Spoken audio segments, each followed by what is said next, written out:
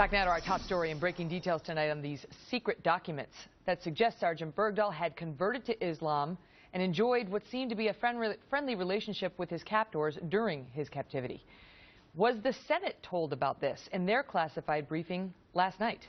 Marco Rubio is a Florida Republican and member of the Senate's Foreign Relations and Intelligence Committee. Senator, good of you to be here. Thank you. Is this something that's been discussed and well known? Well, I want to be informative and responsive. I want to be careful because both as a member of the Intelligence Committee and then last night we've been made aware of classified information. But let me just say that the substance of this report that you reported, I've asked questions that are specifically on point, and the answers that I got directly contradict or dispute what you have been reporting this evening. So clearly, if this happens to be true, we've got a very serious problem with the administration misleading members of Congress, because the question that I asked was right on point with what you're reporting here tonight. Because it's also been reported, and our James Rosen's been leading the way on this earlier this week, that the CIA has a major file on Bergdahl, that they've been investigating it, and that many in the intel community have serious concerns about whether he did actually collaborate in some way with the Taliban. And you know, if he did, you can understand the reasons why that'll all be discussed when he gets back, right? I mean, Stockholm Syndrome, to try to save his own life, what was it?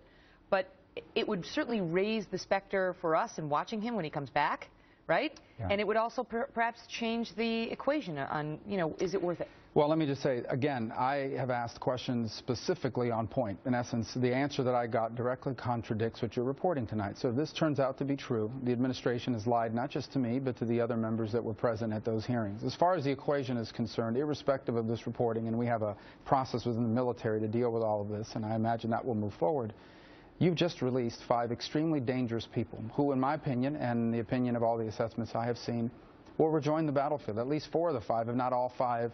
You can anticipate that very shortly we'll be back involved in the fight against America and our allies.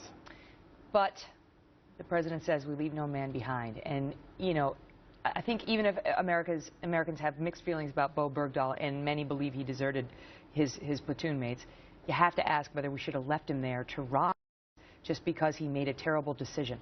Well, I think the president should have done everything possible to get him back, short of endangering the national security of the United States and short of endangering the lives of other servicemen and women by the thousands that are still out there serving us, who have now become attractive or more attractive targets for the Taliban, for the Haqqani network, and for any other enemy of the United States. The Taliban spoke out today to Time magazine and said that they are encouraged now to take more hostages, given how this has worked out. But why do you think the president did it, knowing at least what he knew about these 5 terrorists and how dangerous they were? Because that's been well documented. Why did he do it? I have no doubt why they did it. Beyond the issue of trying to get this gentleman returned to his family, beyond that, I am convinced that this was part of an overall messaging strategy for domestic consumption last week. If you recall, he traveled to Afghanistan on Monday, which was fine. That's what's appropriate for the president to do.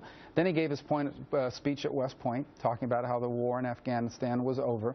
And then this was supposed to be what was going to cap off the week, in the hopes of reinvigorating the president's image domestically as a great leader. They misread the public on this one. They sure did. Senator, good to see you. Thank you.